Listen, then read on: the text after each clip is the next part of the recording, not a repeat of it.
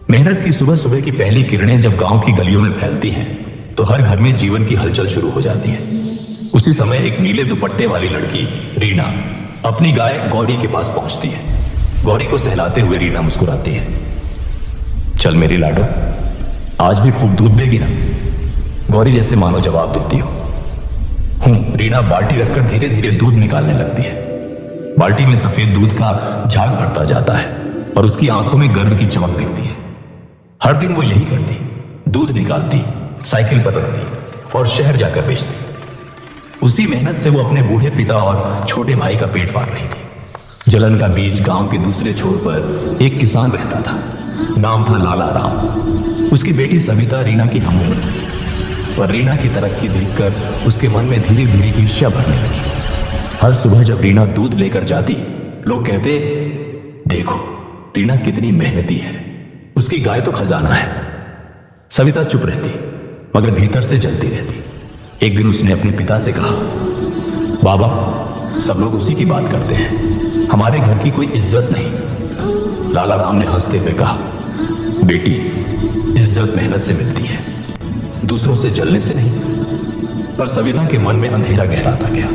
वो सोचने लगी, अगर गौरी न रही तो रीना का नाम भी खत्म हो जाएगा। रात का षड्यंत्र उस रात गांव सो चुका था। चांद आधा था, आसमान में बादल घिराए थे। सविता धीरे से अपने घर से निकली। हाथ में मिट्टी का तेल और माचिस थी। वो रीना के घर पहुंची, जहां गौरी के लिए एक छोटा सा झोपड़ा बना था। अंदर गाय चैन से सो रही थी। सविता ने दरवाजे की आड़ में से तेल छिड़का, फिर कांपते हाथों से माचिस जलाई। बस एक चिंगारी उठी और पलक झपकते ही झोपड़े में आग लग गई। आग की लपटें आसमान छूने लगी। गौरी दर्द में मुंह उठाकर बोली। खूब सविता डर कर भाग गई। पीछे रह गया केवल धुआं और जलती लकड़ियों की आवाज। रीना की नींद टूटती है। रीना अपने कमरे में सो रही थी। उसे अचानक कुछ जली हुई गंध आई। वो उठी, खिड़की से देखा, आग, झोपड़ा जल रहा था। गौरी! वो चिल्लाई और बाहर भागी। गांव की गलियों में उसके कदमों की आवाज गूंज उठी। वो दौड़ती हुई झोपड़े तक पहुंची, पर आग बहुत तेज थी। वो पास नहीं जा पा रही थी। तभी उसके पड़ोसी का बेटा गोलू दौड़ता हुआ आया। दीदी, मैं नल चालू करता हूं, जल्दी गोलू। दोनों ने मिलकर बाल्टियां भर भर कर पानी फेंका। आग धीरे धीरे कम हुई। धुआं आसमान में फैल गया। गौरी का दर्द जब आग बुझ गई, रीना अंदर भागी। गौरी एक कोने में पड़ी थी। उसका एक पैर जल चुका था। रीना उसकी गर्दन से लिपट गई। आंसू बह निकले। गौरी, मेरी लाडो, तुझे कुछ नहीं होगा। गोलू भी पास बैठा था, आंखों में आंसू ले। दीदी, अब सब ठीक हो जाएगा। रीना ने उसके माथे पर हाथ रखा और बोली, हाँ गोलू, अगर दिल साफ हो तो बुरा समय भी चला जाता है।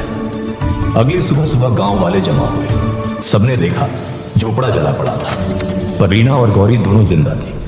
गांव के बुजुर्ग बोले, रीना, तूने जो हिम्मत दिखाई है वो सबके लिए मिसाल है। कई औरतें दूध और चारा लेकर आई। सबने रीना की मदद की। उसी भीड़ में सविता खड़ी थी, सिर झुकाए, आंखों में शर्म। रीना ने उसकी ओर देखा और बिना कुछ कहे उसे एक कटोरी दूध थमा दी। ले सविता, शायद अब समझ आएगी कि बांटने से दूध घटता नहीं, बढ़ता है। सविता की आंखों से आंसू बह निकले। अंत सच्चाई की जीत। रीना ने अपनी मेहनत से फिर सब संभाल लिया। गौरी धीरे धीरे ठीक हो गई। अब जब वो दूध निकालती तो लोग कहते, ये सिर्फ गाय का नहीं, रीना की हिम्मत का दूध है। जलन से जलाने वाले बहुत मिलेंगे, पर जो बुझाकर फिर से खड़ा होता है वही असली इंसान है।